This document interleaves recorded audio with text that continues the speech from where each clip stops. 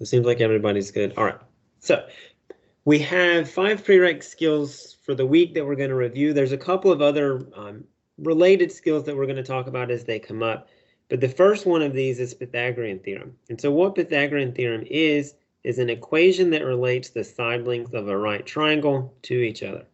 Pythagorean theorem says that a squared plus b squared is equal to c squared. A and b are legs of the right triangle. Sorry, not legs there. Oh my gosh, I've clicked on something I didn't mean to click on. Legs of the triangle. And C is the hypotenuse.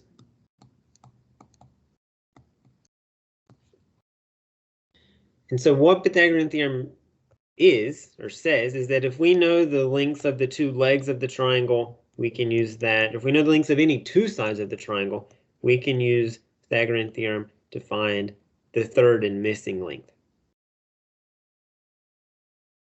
So for example, if we have a right triangle where one leg is 5, let's say, inches long, the other leg is 7 inches long, we can use Pythagorean theorem to figure out the length of the hypotenuse here.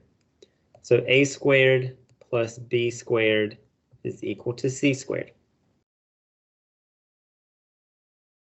5 squared is 25. 7 squared is 49.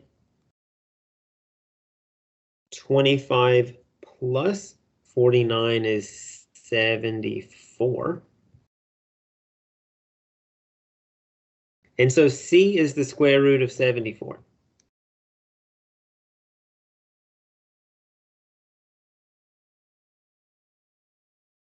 As we're working through the questions today, and actually each Monday that you're here for the first half of the class, the questions are designed to be answered without a calculator. That's because for test 1 and test 2 of the semester, calculators are not allowed. So it's my suggestion, I guess, that request that while we're together, that you know, to the greatest degree possible, don't use a calculator to answer these. They are able to be answered without a calculator. That's how you'll be expected to complete the test, is without a calculator. And so it's for that reason a really good idea to practice the questions without a calculator too. If you spend the next 4 weeks answering the questions using a calculator, and the first time you try answering them without a calculator is on the test, that's just not really a great idea. So practicing along the way for how you're expected to perform on the test is probably a good idea. So it's kind of, there's that, but just a heads up about the calculators not being allowed on test 1 or test 2. So we get this answer, c equals the square root of 74. We always need to provide, unless rounding instructions are given, we should always provide exact answers in simplified form. So can we simplify the square root of 74? That's what we need to figure out. So I'm going to come over here off to the side. If we can simplify the square root of 74, we should. And so we'll figure out the factorization of 74. 74 is equal to 2 times 37, which means the square root of 74 is equal to the square root of 2 times the square root of 37. But the square root of 2 and the square root of 37, neither of those can be simplified any further. We can't actually simplify the square root of 74 whatsoever. So this is the exact answer for C. If for some reason we could simplify the square root of 74, we would. The next problem we'll look at, we will be able to simplify. But questions about Pythagorean theorem or about that one, that triangle?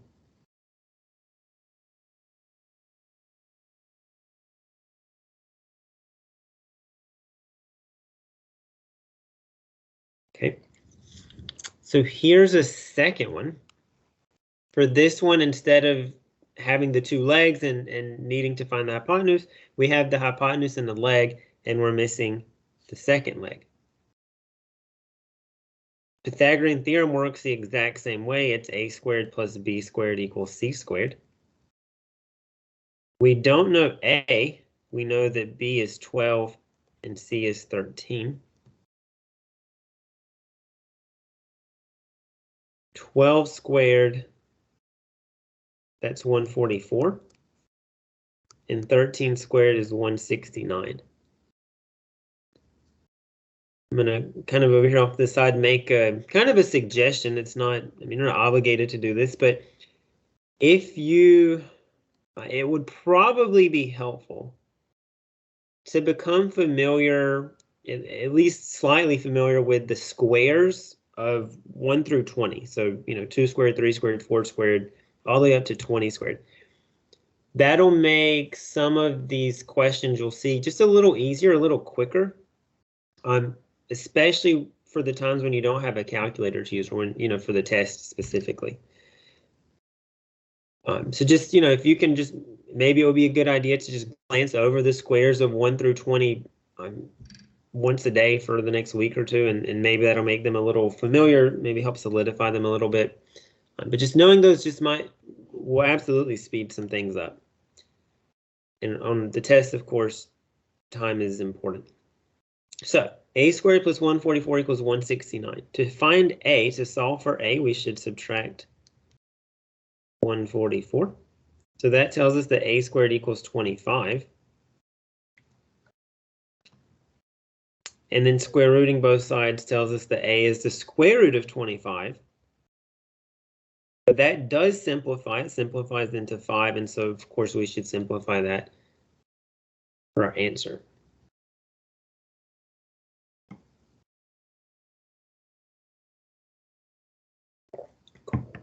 Questions there?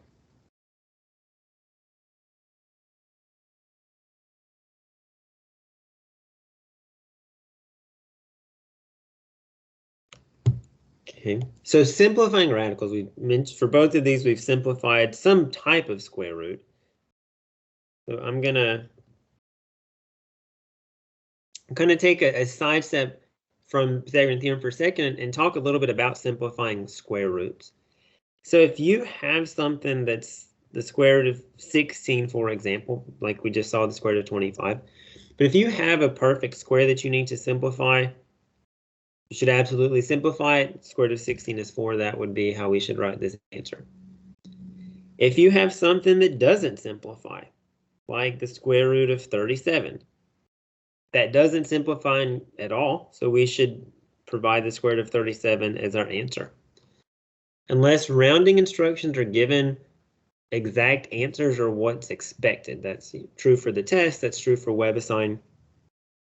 So just keep that in mind. But if WebAssign, and occasionally WebAssign will ask you to round an answer, so in that case, you'll grab a calculator and round the answer there. But generally, just kind of as a default rule, exact answers are preferred, so meaning no calculator. Square root of 37 doesn't simplify, so we'd leave it alone. But if we have something like the square root of 75, that does simplify, and so we should simplify. 75, I'm going to use a process similar to what I mentioned a minute or two ago. 75, that's the same thing as 25 times 3. What that means for our radical over here is that the square root of 75 is the same thing as the square root of 25 times the square root of 3.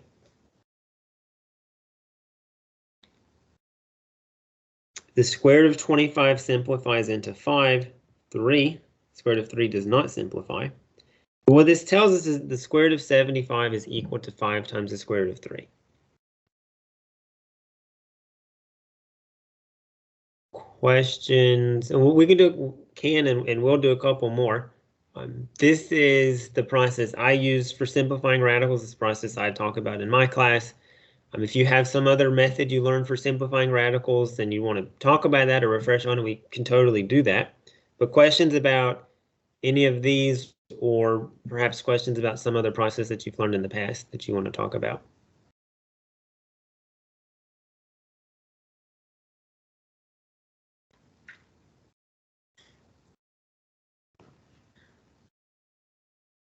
Okay.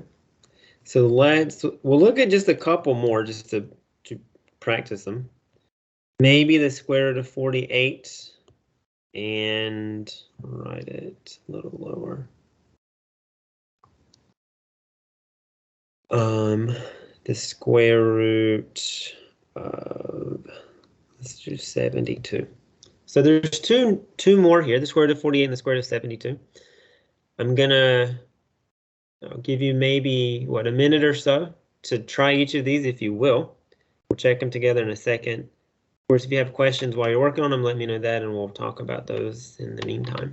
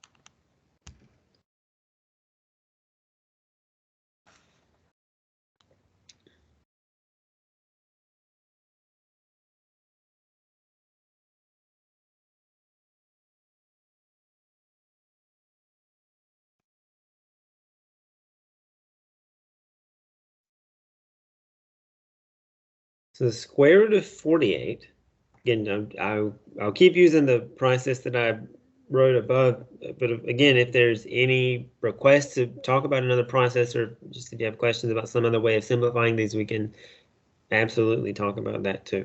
But the square root of 48, that's the same thing as the square root of 4 times the square root of 12.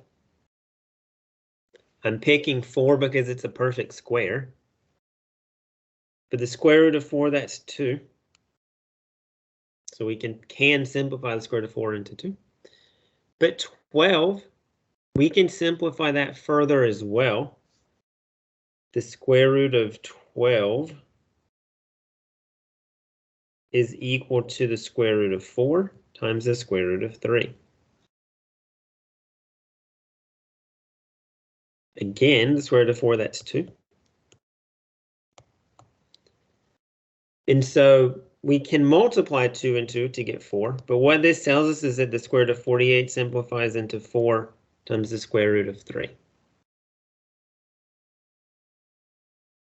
It doesn't necessarily, so there's a shorter route, I suppose. I'll write that over here in red. It's not the case that you have to answer, you don't have to pick the biggest perfect square that works, you just need to pick some perfect square that works. But the square root of 48, maybe you recognize that that's the same thing as the square root of 16 times the square root of 3. And so if you recognize that, then maybe it's a shorter process to actually arrive at the fully simplified answer.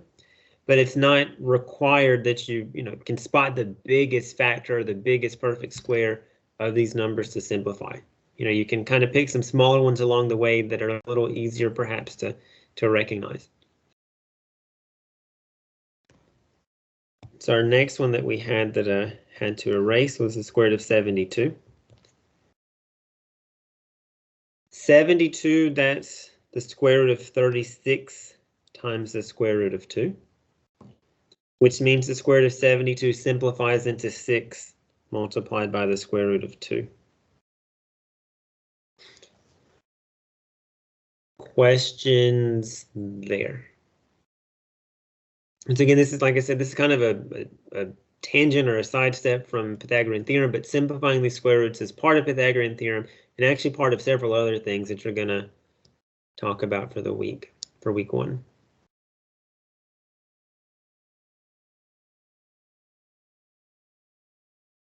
Okay. So that's topic number 1. The second thing on the list is really closely related to this, at least in the sense that it comes from triangles, but areas.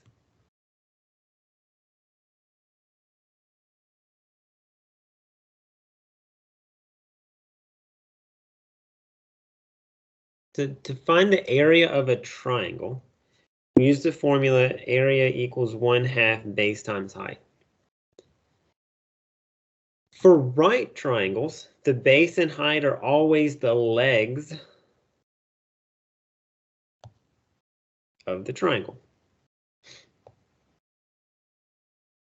This is true even if the triangle is not necessarily sitting on the base. So let's, maybe we turn that triangle, just put it in some other orientation.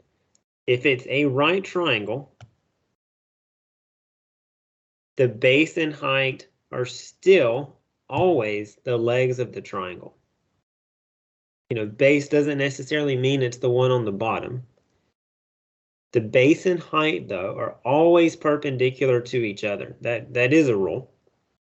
For a right triangle, that means the two legs, right? The two legs make the 90-degree angle. Perpendicular means 90 degrees. Let's say instead of having a right triangle, we have something that's not.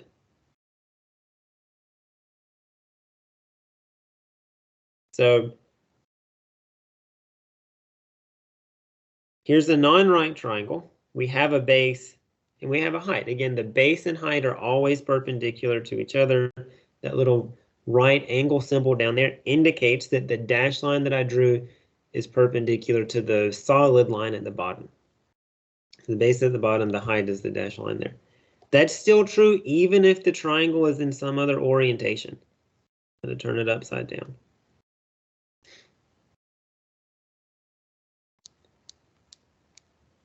So if we have this dashed line that is perpendicular to some other side of the triangle, the dashed line is the height, the base is whatever side of the triangle that dashed line connects to.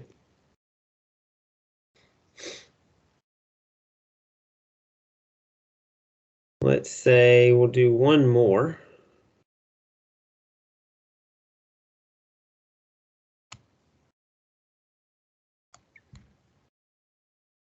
So let's say we have this triangle with a dashed line coming out of the angle on the left, connecting to the side on the right.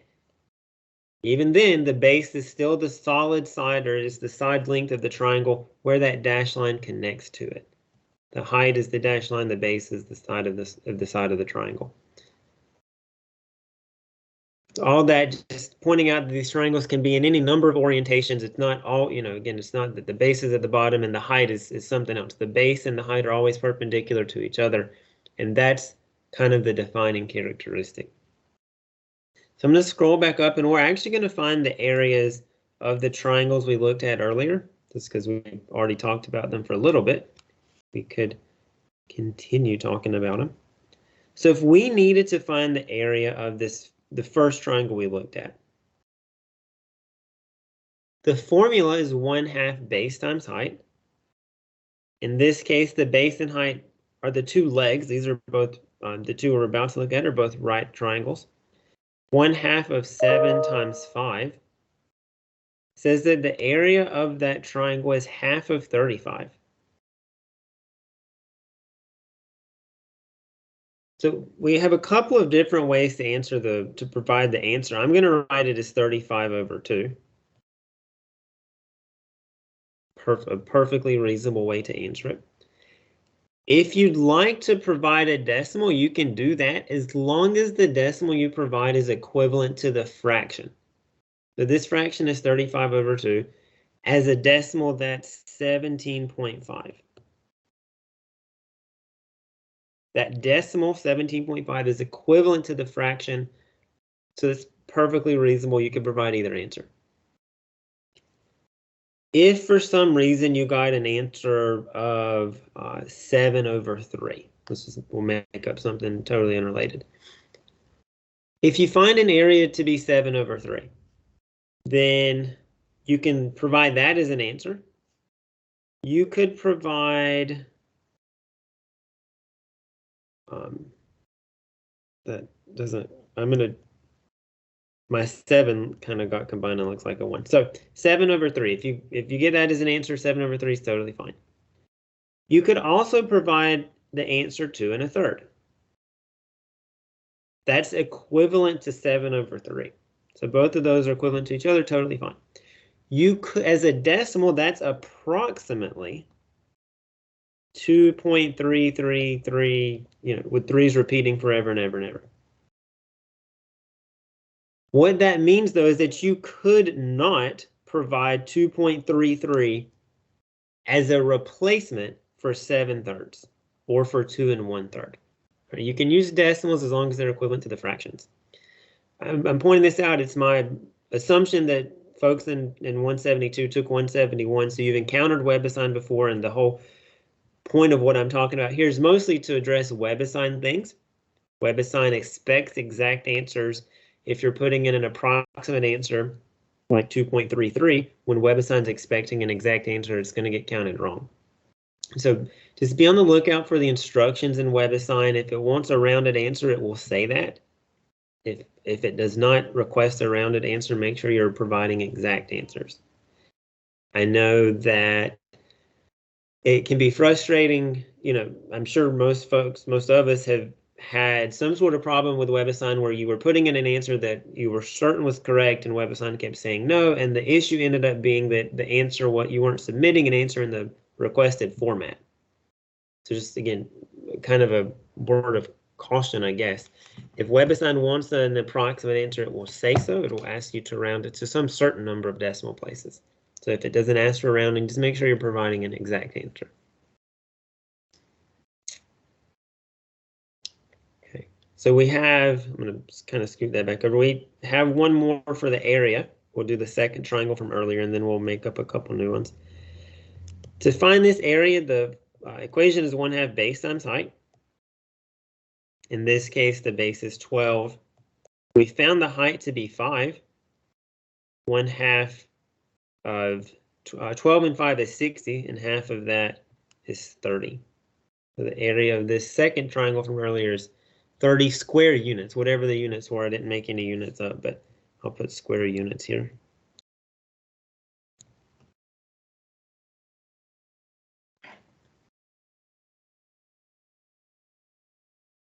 Questions about either of those?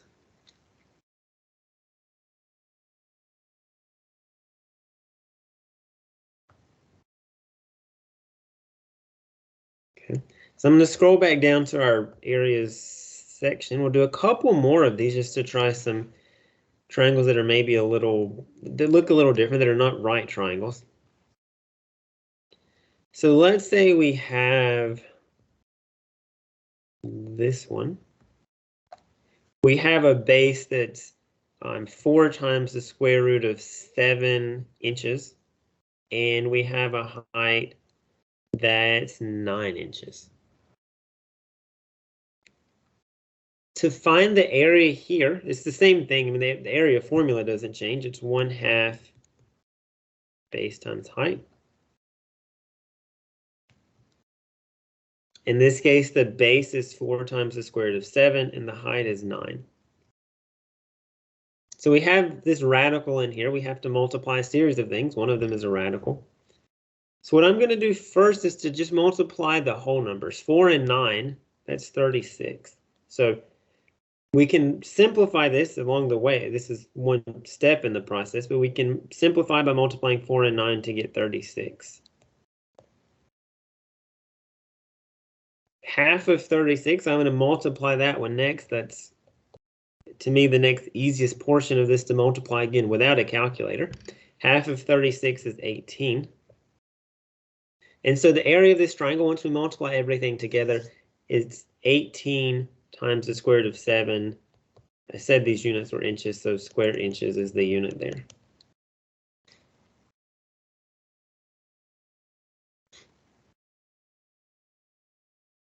Questions there? So it could be, it's not just that we're simplifying the radicals inside a Pythagorean theorem. We could end up working with radicals as, just as side lengths of other triangles. Could be right triangles or could be non-right triangles.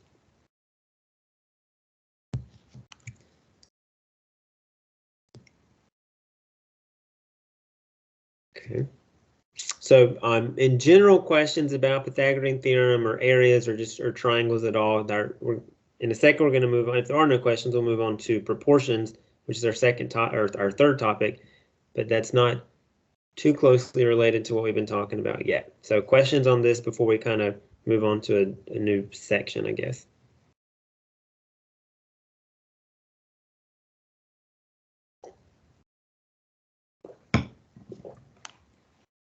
Okay.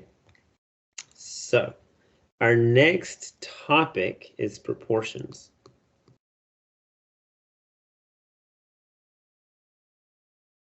So what proportions, how are you going to use proportions during week 1 is to find side lengths of similar triangles. There's a couple of other applications of proportions throughout the course, but for this week, I think this is the only one. I mean, it's finding similar side lengths of triangles, or side lengths of similar triangles. So what a proportion is, like at its core, a proportion is just a statement of equality between two fractions. So A over B equals C over D, for example. How we're going to use these is that we'll actually have a proportion with 3 numbers in it and one value that's missing. So of A, B, C, and D, we'll know 3 of those values. We'll need to figure out the missing one. So if we have something like 2 over 7 equals 9 over x. To solve this proportion for x, for that missing value, what we'll do is cross multiply. What that means is we multiply the top left by the bottom right. In this case, that's 2x. And then the top right by the bottom left. 9 times 7 is 63. To solve for x, the next task, this is always the next task, is to divide by whatever the coefficient is for the variable. In this case, we should divide by 2. And that tells us that x is equal to 63 over 2. Again, a decimal is fine here. You can write an equivalent decimal if you'd like to. I'm going to leave it as a fraction because that's perfectly fine too. No reason, in my mind, there's no reason to write it as a decimal if the fraction we already have is good enough.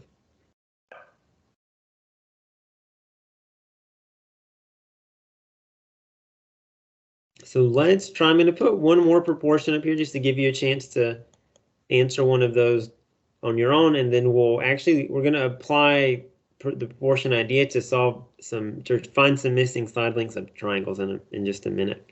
So let's say we have 3 over 13, and we need to figure out, and that's equal to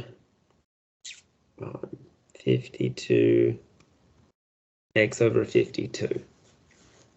So give you just a minute to find x, if you will. We'll check it together as a group in a minute. If you have questions along the way, of course, let me know those and we'll chat about that sooner.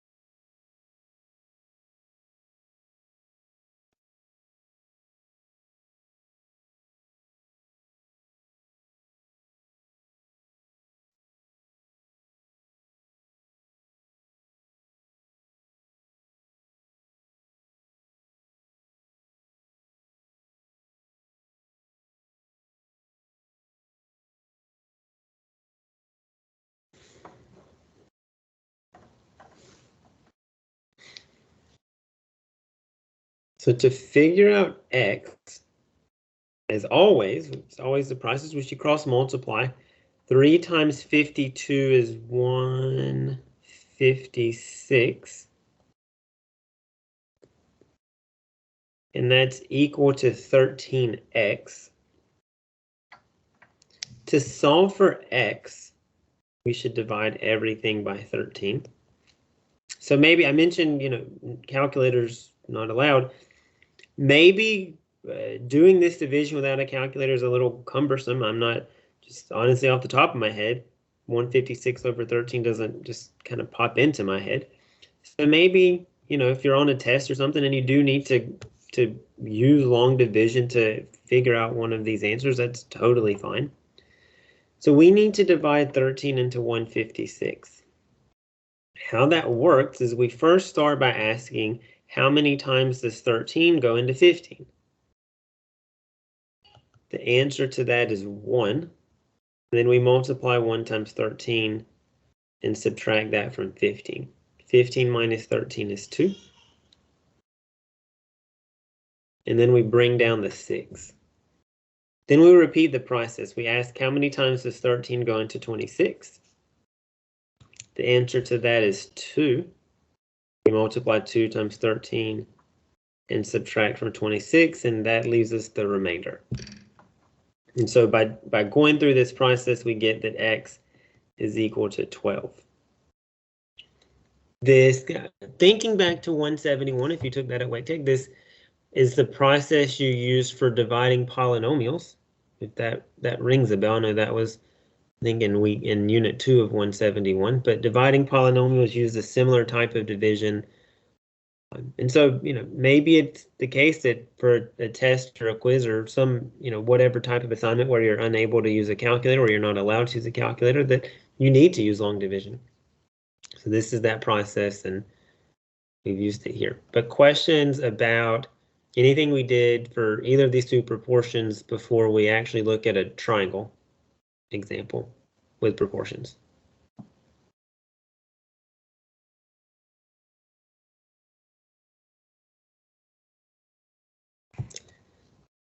Okay, so I'll scoot that up. So where this applies for the week is with similar triangles.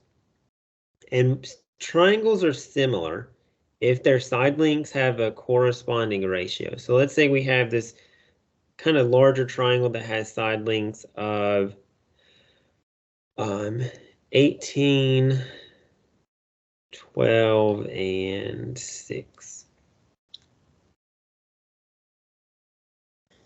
It's similar, this triangle is similar to any other triangle that has a corresponding ratio of its side lengths. So what does that mean? If we have this triangle, the smaller triangle on the right, that has side lengths of 1, 2, and 3.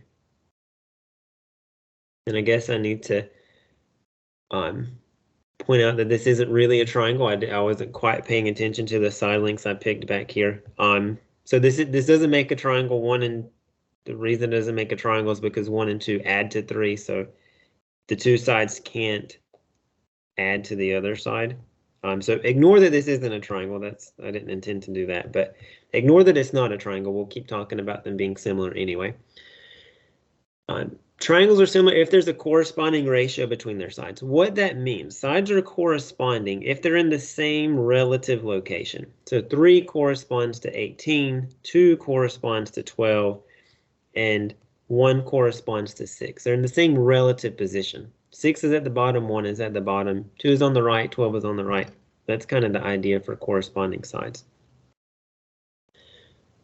They have a corresponding ratio because to go from 2 to 12, we should multiply by 6. To go from 1 to 6, we should also multiply by 6.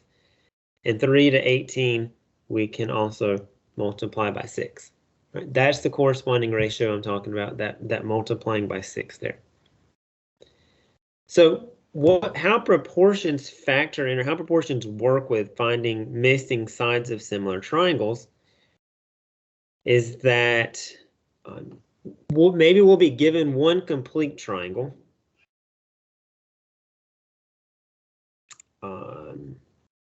There we go. And we'll be given maybe just one side length of a larger triangle.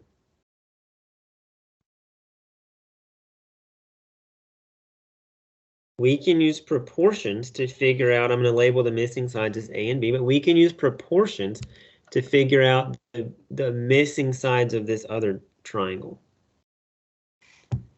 How that works is that we're going to create a proportion of, we're going to create fractions of corresponding side. So 3 corresponds to 4.5. So we can write the fraction 3 over 4.5 is equal to 7 over A.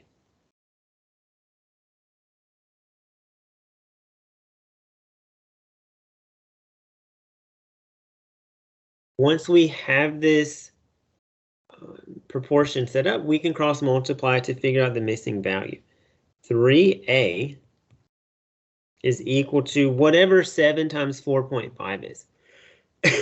Again, this the numbers aren't too large. I mean, this is definitely doable without a calculator. Maybe this is something we want to multiply by hand. That's fine. I'm going to do it by hand. So 4.5 times 7. Going through this by hand, 7 times, we ignore the decimal for a minute, but 7 times 5 is 35. Sorry, 7 times 5 is 35, and then we carry the 3 up here. 7 times 4, that's 28, plus 3 is 31. Once we've done all of this, however many decimal places are present in the original thing we were multiplying, that's how many decimal places are present in the answer. Originally, we have just one number after the decimal place, which means we need just one number after the decimal place in our answer, too.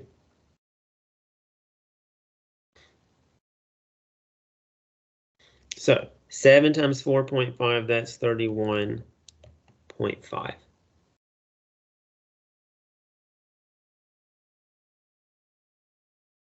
Questions about what we multiplied? Just to see if everything's okay with that. And so the last step then is to divide everything by 3. And so we get whatever 31.5 divided by 3 is. Again, I'm going to take a step to the side and do that by hand because we do, it's inappropriate to leave a fraction, a decimal inside of a fraction. So 3, we need to divide that into 31.5. This process works the exact same way it did with the one above when we divided. 3 goes into 3 once. 1 times 3 is 3, and then we subtract. That cancels, but then we bring down the 1. 3 goes into 1 0 times. Doesn't go in at all. 0 times 3 is 0.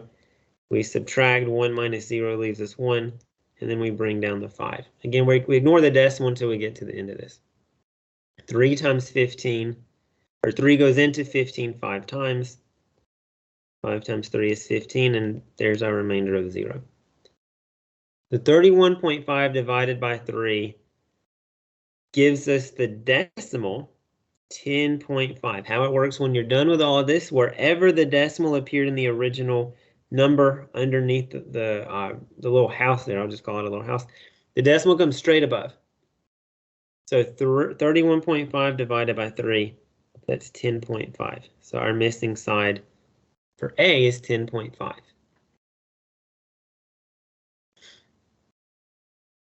Again, it's these aren't intended to be tricky or confusing or anything like that, but this could legitimately be a type of question. The numbers aren't astronomically large. It's not that we're working with 100 or 200 or something like that. They're relatively small, but it is something that is, if you encounter this question, you will need to be able to answer it by hand. And so maybe doing the multiplication and division off to the side like this is something that'll come up. But questions about anything we did to find the missing side length for A? So I have one question. Yeah. So is there a reason why you put 3 over 4.5 instead of 4.5 over 3? Is it because of its... No reason. It doesn't matter. Okay. There's a bunch of different ways you could have set this up. If we wanted to write it as 4.5 over 3, that's totally fine. But in that case, the second fraction has to be a over 7. Yeah. Like you have to match the kind of the ordering, but it isn't. Either one's totally fine. Okay.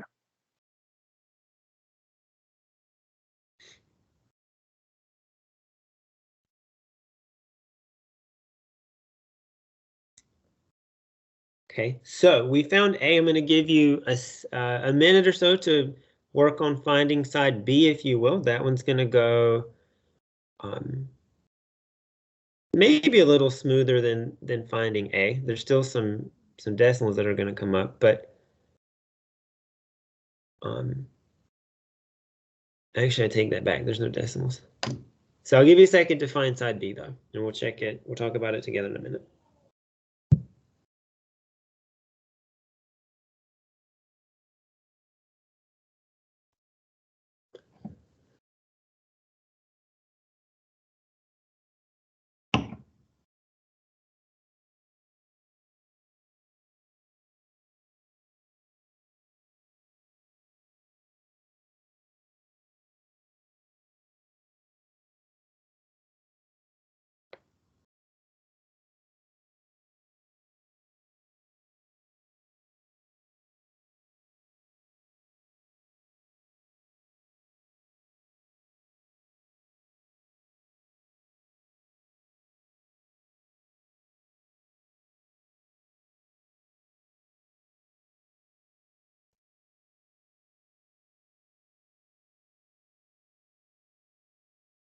Yes, I take back my comment. There has to be decimals because our original triangle has a decimal in it.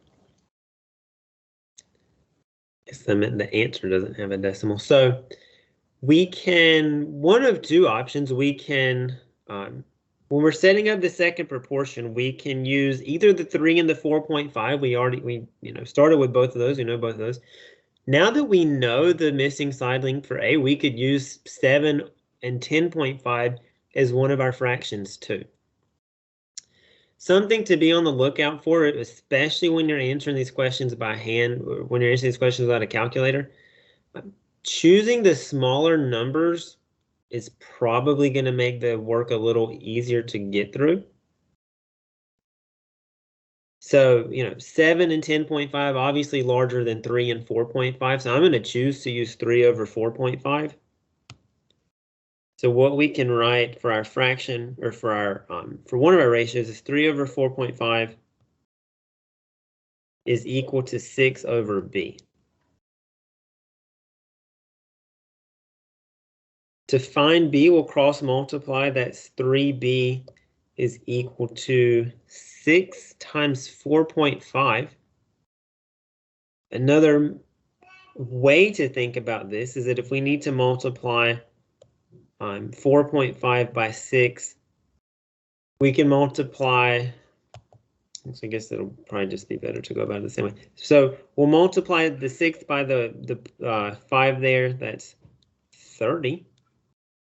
Carry the 3. 6 and 4 is 24 plus 3 more. Is 27.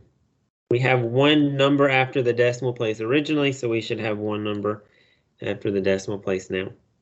So 6 times 4.5 though gives us 27, which means B, our first convenient number in this process, but B is equal to 9.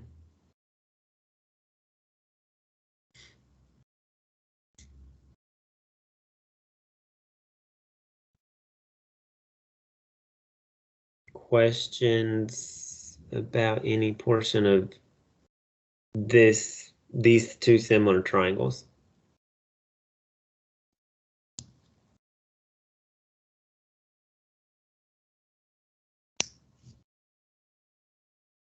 Okay, so again, we're going to move on to our fourth topic. It deals with circles. Just kind of a real quick thing here. This isn't too lengthy of a topic, but one of your tasks for the week involves finding areas and lengths of portions of circles. So all we're going to do here is to review how to find the area and the circumference of a circle. so that you're able to use that for the week when you need it. So to find the area of a circle, if we know the radius of the circle, the area is pi r squared. To find the circumference of a circle, two options for that. 2 pi r is one of them, or pi times d, that's the other one. Remember, the radius is the distance from the center to the outside. D for diameter, that's the distance from one side to the other passing through the center.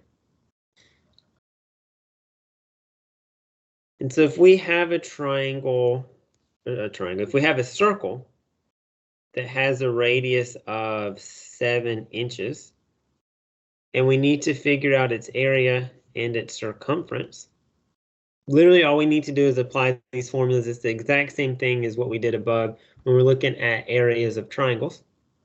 Just apply the formula, plug in the numbers where they go. But the area here is pi times r squared. 7 squared is 49, so the area is 49 pi inches squared. We can square 7, that's 49, totally fine. We can't, again, don't provide an approximate answer. I'm not asked, I didn't ask you for one. Again, kind of the default is to provide an exact answer. So 49 pi, totally reasonable, perfect answer. Leave it at that. To get the circumference, it's 2 pi r. In this case, still r is 7.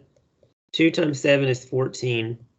So the circumference, the distance around the entire circle, is 14 pi inches.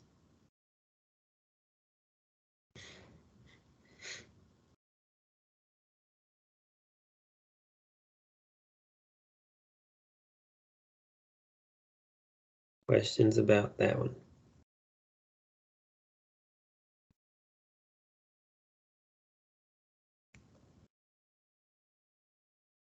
So normally that goes pretty well. We'll do one more just to have a chance to look at one more together, and then we'll move on after this to our fifth and final topic for the day. So let's say we have another circle on the radius here. Let's do a diameter. Let's say that the diameter of the circle is 30 inches. So I'll give you just a moment to figure out the area of the circle and its circumference.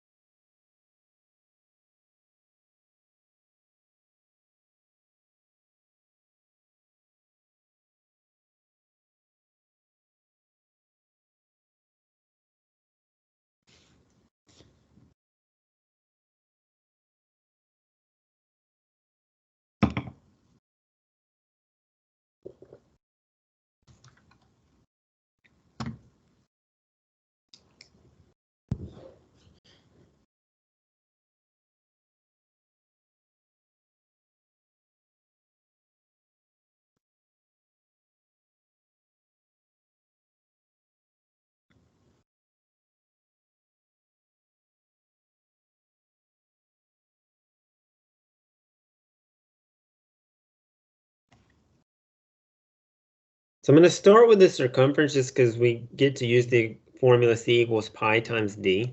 It's pretty quick here.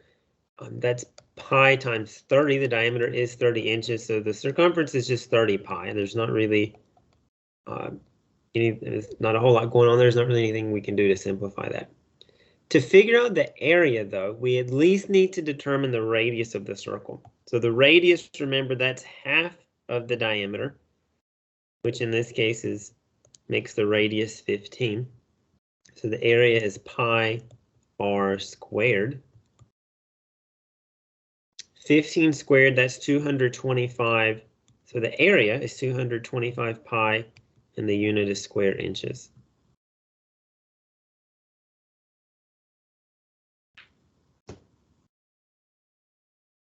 Questions about either of these?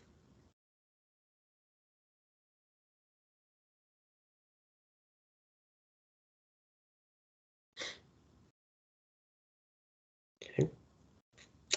Then I'll scoot that up and we'll look at fractions. That's our last topic for the day. There's a fair number of things with fractions that you'll need to be able to do for the first week, and you will see fractions literally probably every day of the class for a very, very long time. So I don't know, you could be in an online class, you could be in a regular class that meets a typical regular seated class, or maybe some hybrid class, but fractions are going to come up however many times you meet, or however many times, or however often you're interacting with the material. So maybe if it's in an online class, even when you're home practicing lab manual problems or WebAssign problems or whatever, fractions are going to be abundant, and they're going to be frequent. So what we're going to look at here for today is adding and subtracting fractions. In order to add and subtract fractions, we need to have a common denominator. So if we wanted to add 2/3 to 7/3, that's fine, 2/3 to 7/3. That's a really quick thing to do because the denominators match. What we would do is add the numerators, keep the denominator the same, and then simplify. 9 divided by 3 is 3. This process gets a little tricky if the denominators don't match. So let's say we need to add 2/3 to 7/4, for example. To make this work, to figure out whatever this answer is, we need to get a common denominator between 3 and 4. The common denominator between 3 and 4 is 12. So what I want to do is to rewrite 2/3 as a fraction with the denominator of 12. I want to write 7/4 as a fraction with the denominator of 12. To turn the original denominator of 3 into the desired denominator of 12, we should multiply by 4. But whatever we do to the bottom of the fraction, we've got to also do to the top. So 2/3 manipulated to become the type of fraction we need is equal to 8/12. Right, multiply the top by 4 and the bottom by 4. A similar process for 7/4. To turn the 4 into a 12, we should multiply the bottom by 3, which obligates us to multiply the top by 3 as well. 7 times 3 is 21. So 2/3 plus 7/4 is equal to 29/12.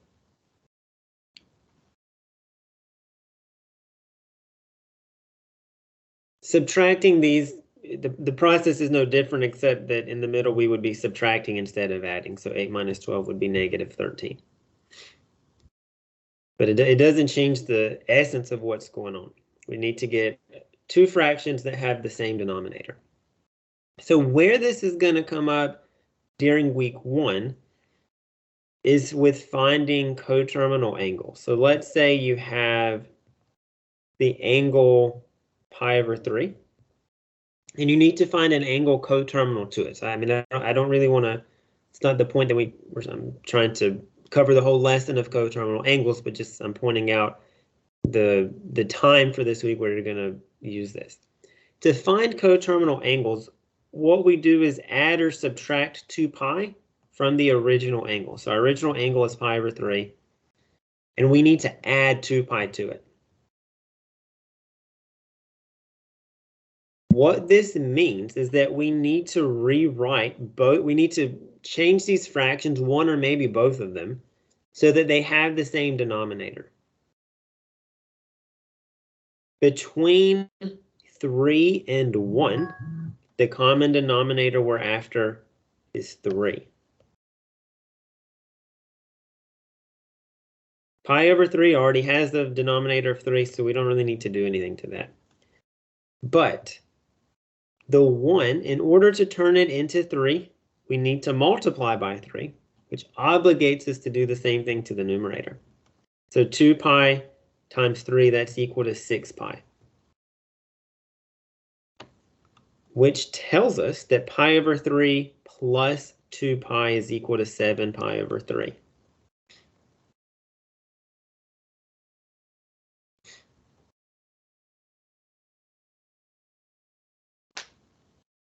Questions about anything we did there?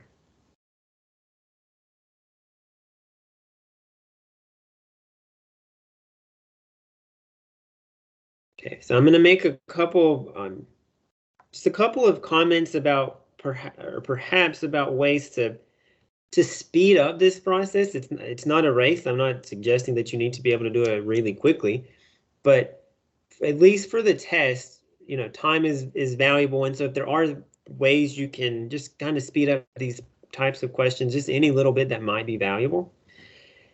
And so if we need to write 2 pi as a fraction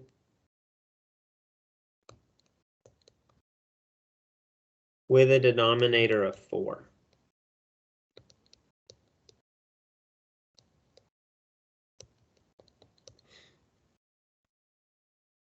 Right, so just think about what has to happen to make that change. If we were going to do it by hand, we would write 2 pi as a fraction. We'd write it as over 1. And then we would multiply the top and bottom by whatever the denominator was we needed. Right, if we need the denominator to be 4, we'll multiply the top and bottom by 4. To get the 4 we're after in the bottom, but 4 and 2 makes 8. So if we need to write 2 pi as a fraction with a denominator of 3,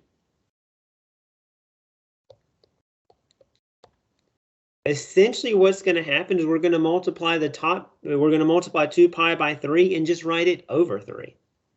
2 pi times 3 is 6 pi. We need it to be over 3 because that's the requested denominator.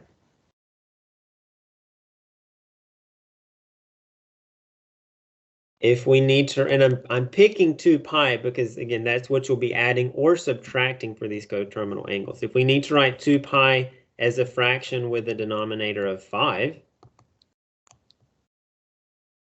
2 times 5 is 10 pi over the denominator of 5.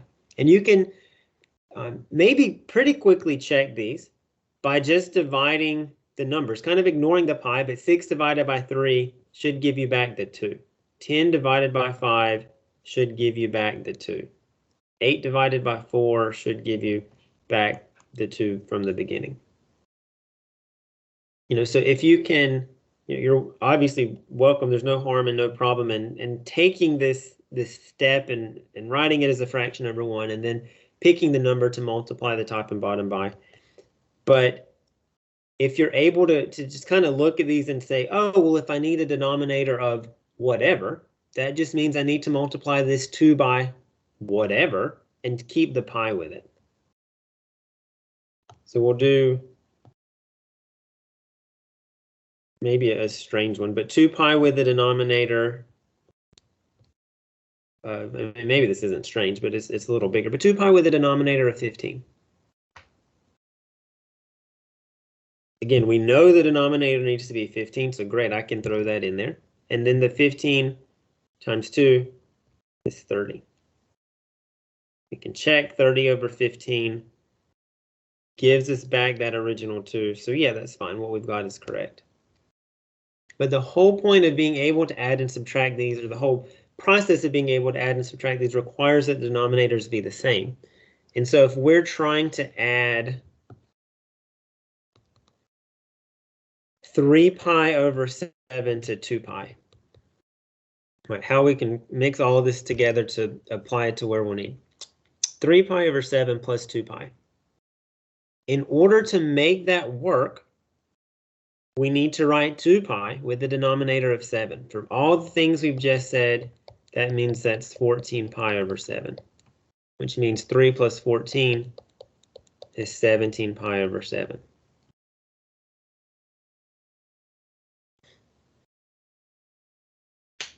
We haven't done a subtraction one yet. We'll do one of those. Let's see if we need to subtract totally, you know, the exact same idea, 2 pi over 5 minus 2 pi. Again, to get that done, to make that happen, we keep the 2 pi over 5 part the same.